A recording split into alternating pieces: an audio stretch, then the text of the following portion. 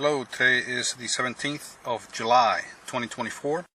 I would like to discuss the Jonbenet Ramsey timeline. This will be part 1, since I'm going to break down this Jonbenet Ramsey case timeline into 2 or more parts, since there are so many items to discuss. Again, this timeline is for either confirmed or reported events. Of course, for an event to be confirmed, it has to be corroborated, meaning that it has to have evidence from third parties or unbiased and unrelated parties, such as witnesses, recordings, or any other unbiased source of corroboration other than the person reporting it. Just by saying it doesn't mean that it makes it true. Just because you said you did something or something happened doesn't mean that you did the thing you said you did or the thing that you said happened. So I will make sure I differentiate and tell you whether something is reported or alleged or something has been confirmed. So we'll begin with the Christmas Day, 1996, which is December 25th, 1996. So I have from 9:45 p.m. to about 10 p.m. the Ramseys allegedly or reportedly arrived at their home. Between 10 p.m. to 10:30 p.m. allegedly or reportedly, according to the Ramseys put Jonbenet Ramsey to bed. They reportedly put Jonbenet to bed almost as soon as they get home. She was reportedly falling asleep or already asleep as they arrived at their home on the night of December 25th. Moving on to 11:30 p.m. on December 25th. This is the likely time of the death of Jonbenet, and that is due to the degree of digestion of a fruit-like content found in her stomach or her intestines. And experts believe that the time of death, it is likely to be around 11:30 at night. Again, this is something that is alleged or reported. It cannot be completely confirmed, although it is perhaps pretty close estimation of the time of death. So moving on to December 26, 1996, at 0 hours or 12 a.m., Scott Gibbons reports that a light was on in the Ramsey home, more specifically a kitchen light. Scott Gibbons was a neighbor which reported seeing a kitchen light on at the Ramsey home at 12 a.m.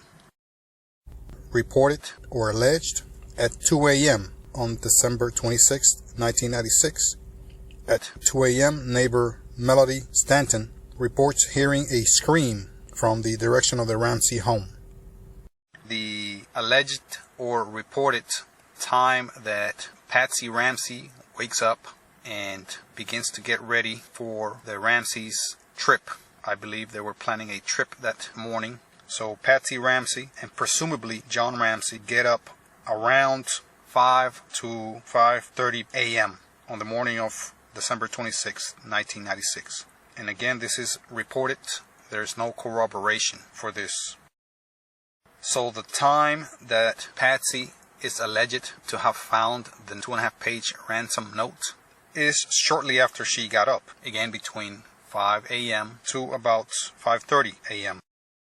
From 5:30 to about 5:45, this is confirmed, Patsy Ramsey calls the family friends, Fleet and Priscilla White, and John and Barbara Fernie, to include Reverend Overstock.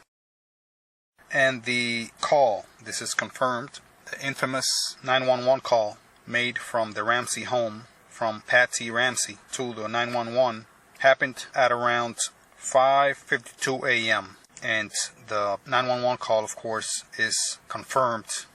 She reports a kidnapping and her daughter missing. She also tells the 911 operator that there is a ransom note. She says a bit of the content of the note, and she quickly hangs up a few minutes or a few seconds into the conversation. And the police arrives at 5:59 a.m. of that morning of the December 26th. This is confirmed. The police officer that arrives at the Ramsey home is Officer Rick French. And, of course, the investigation begins. Between 6 a.m. and 8 a.m., 4 officers arrived at the scene at the Ramsey home. Officer Vicht, Officer Weiss, Officer Barklow, and their supervisor, Officer Reichenbach. Again, this is between 6 a.m. and 8 a.m. Those are confirmed times or events. At 8 a.m., this is confirmed, was the presumed time of a call per the ransom note. And I say presumed because there was no date attached to that time on the ransom note. It was more like a time window between 8 a.m. and 10 a.m. So, of course, if you know about the case, no call was ever received at any moment, at any time, but at 8 a.m. was the time that the call should have came in, or within that time window, which the call did not come in. Also, a confirmed event between 06 in the morning and 08 in the morning. Friends arrived at the Ramsey home, to include Reverend Overstock. Again, the friends that were called earlier were the ones that arrived, the Whites and the Fernies. Also, between 6 and 8 a.m., confirmed the crime scene investigators arrived.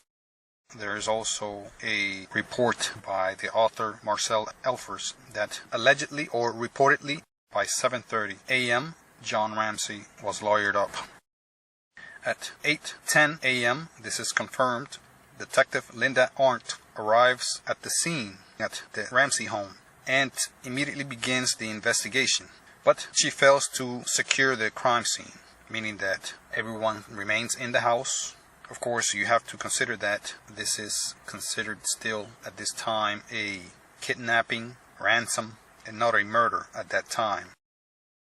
Moving on with the timeline, at 10:30 a.m., this is confirmed, John Ramsey is unaccounted for, and this is to occur for at least 1 hour from 10:30 a.m., meaning that he is out of sight. No one knows where he is. He likely exited the home, or reportedly even, he admits he exited the home, reportedly to pick up mail, the U.S. mail, but it was later found that the mail was normally delivered by a door slot to the Ramsey home. And also, John could have been missing for up to 2.5 hours. It is at least 1 hour, this is confirmed, but could have been alleged and reported up to 2.5 hours because he does not resurface until 1 p.m. on December 26th. As John resurfaces at 1 p.m., confirmed, Linda Arndt, the detective, asks or directs John and Fleet White to search the house from top to bottom. And reportedly she does this to prevent John from going missing again and to keep him busy, something of the sort. Within minutes, immediately, John discovers the body of Jonbenet at 1:05 p.m. Confirmed at 1:30 p.m. Confirmed Boulder Police Department officer Walker and Mason arrive, and they secure the crime scene. Of course, this is already a murder crime scene, which presumably they see as a lot different than a ransom crime scene, and it is finally secured at 1:30. At 1:40, confirmed, John Ramsey calls his pilot to prepare to leave for Atlanta, and the police immediately instructs him not to leave.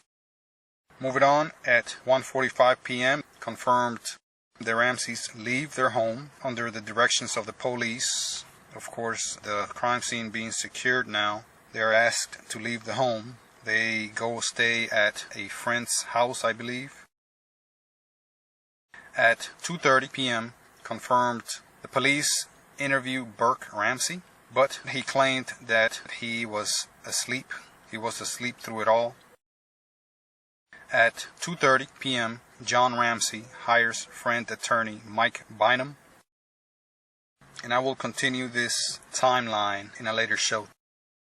Thank you for listening to this podcast. Please look for the next episode soon, and please ensure to share this with your friends and family. And please like this content and subscribe as a sign of support and for me to continue to provide this type of content to more people like you. Lastly, if you wish to support this content further, please visit the links provided in this publication. Thank you.